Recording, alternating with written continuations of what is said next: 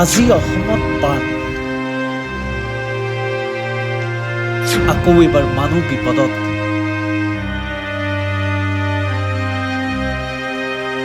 আকৌ এবাৰ বহুজনৰ ঘৰ দুৱাৰ পানীৰ তলত। আকৌ এবাৰ সহায়ৰ হাত আগবঢ়াইছে অসমৰ মানুহে।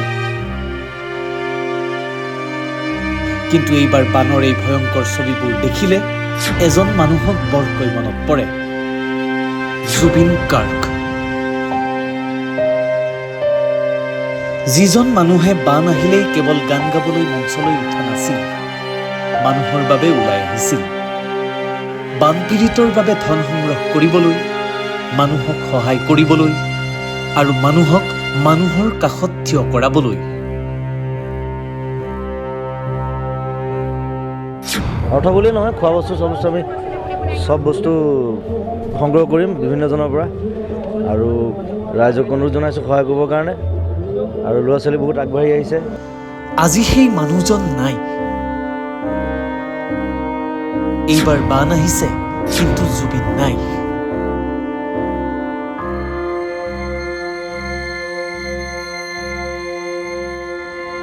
এই দৃশ্যবোৰ দেখি হয়তো অসমৰ বহু মানুহৰ মনত এটা প্ৰশ্নই জাগে, জুবিন আজি আমাৰ মাজত থাকিলে তেওঁ বাৰু কি কৰিলেহেঁতেন? হয়তো আকৌ ওলাই আহিলহেঁতেন মানুহৰ মাজলৈ। হয়তো আকৌ এবাৰ অসমৰ মানুহক একত্ৰিত কৰিলেহেঁতেন। কিন্তু জুবিন এতিয়া নাই। তথাপিও তেওঁ নাই বুলি অসম থমকি ৰোৱা নাই। কাৰণ আজি জুবিনৰ অনুপস্থিতিতো অসমৰ মানুহে মানুহৰ কাষত থিয় দিছে। কোনোবাই খাদ্য লৈ গৈছে, কোনোবাই পানী লৈ গৈছে, কোনোবাই নাও লৈ উদ্ধাৰ অভিযানত নামিছে, কোনোবাই নিজৰ সামৰ্থ্য অনুসৰি সহায় আগবঢ়াইছে। বানে মানুহৰ ঘৰ বাৰী ভাঙিব পাৰে, কিন্তু মানুহৰ হৃদয় ভাঙিব নোৱাৰে। আৰু এই ঐক্য, এই মানৱীয়তা হয়তো জুবিনে বিচৰা সেইখন অসমৰেই প্ৰতিচ্ছবি।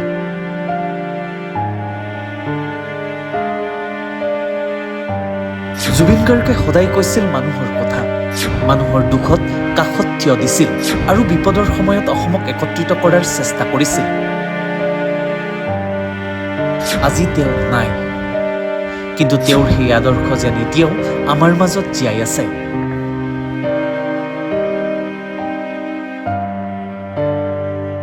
হয়তো এইবাৰ বানৰ সময়ত জুবিনক আমি সোঁৱৰিছোঁ।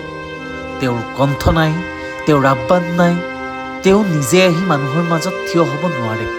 কিন্তু জুবিনে এৰি যোৱা মানৱীয়তাৰ সেই পথত আজি অসমৰ মানুহে একেলগে খোজ দিছে।